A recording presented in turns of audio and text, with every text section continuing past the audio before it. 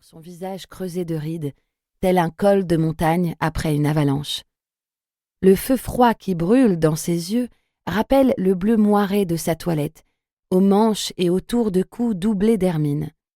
De minuscules stalactites de glace se forment là où ses doigts blafards agrippent sa tasse. Même la porcelaine frémit en sa présence. « Quel candidat au trône allons-nous donc choisir ?» continue Mab. « Une candidate !» s'exclame Oona. « J'en ai assez des rois !» Elle se tourne aussitôt vers Titania. « Sans vouloir porter offense à votre défunt époux !» ajoute-t-elle en pouffant. Sa pique ricoche sur un plastron d'indifférence. « Il est vrai que nous n'avons jamais failli, contrairement à nos rois, » répond Titania. « Et nos contrées ont besoin de stabilité, maintenant et pour toujours. » Son regard embrasse la lande qui se désagrège. Dans quelques mois, une année tout au plus, il n'en restera que du glimmer brut. Le temps presse. Une candidate, soit, finit-elle par lâcher. Proposons donc des noms. Les reines entament une longue discussion aux allures de joutes. De leurs lèvres dynastiques tombent des centaines de propositions.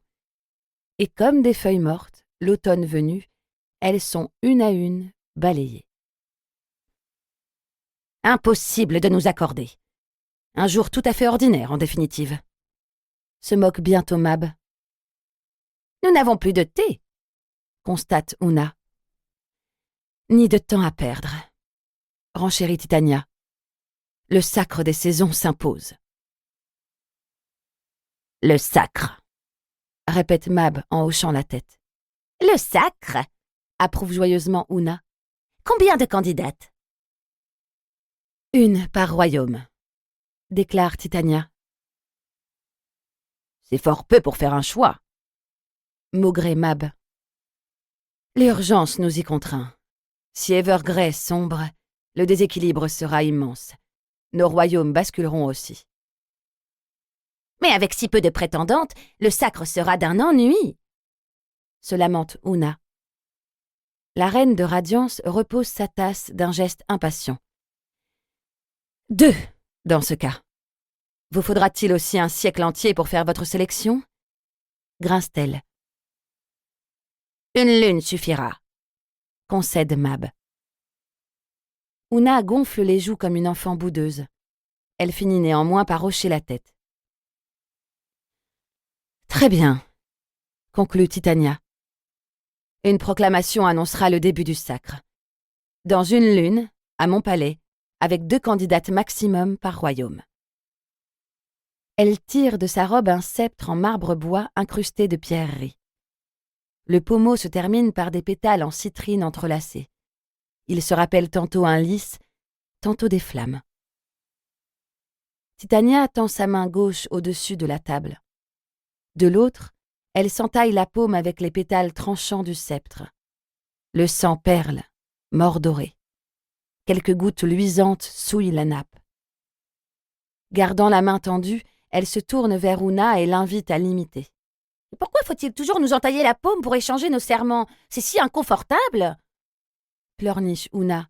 « Pourquoi ne pas se saigner le petit doigt, ou la joue, ou le bas du dos ?»« Assez de simagrer !» grogne Mab. « Ce n'est pas le sang lui-même qui lie un Géas, mais le sacrifice qu'il représente. Lorsque la mort attend les parjures, un peu d'inconfort et de rigueur. » Abandonnant ses larmes de crocodile, Oona lui tire la langue. Elle s'exécute ensuite, libérant quelques gouttes d'un sang vert vif. Son sceptre ressemble à une torsade d'écorce où fleurissent des bourgeons. Enfin, c'est au tour de Mab. Un sceptre barbelé d'os et de givre mord dans sa chair. Les gouttes de son sang bleu tombent avec la lenteur de flocons. Lorsque les sangs mêlés touchent la nappe, celle-ci s'anime. Elle se replie sur elle-même, avale tasse et théière, puis les concasse dans un fracas de vaisselle brisée. Un rayon de glimmer parachève la métamorphose. Un sablier en cristal flotte maintenant entre les reines. La seconde suivante, il explose en morceaux. Pour continuer à écouter ce livre audio gratuitement, cliquez sur le lien dans la description et vous pourrez l'écouter en entier sans frais grâce à l'essai de 30 jours d'Audible.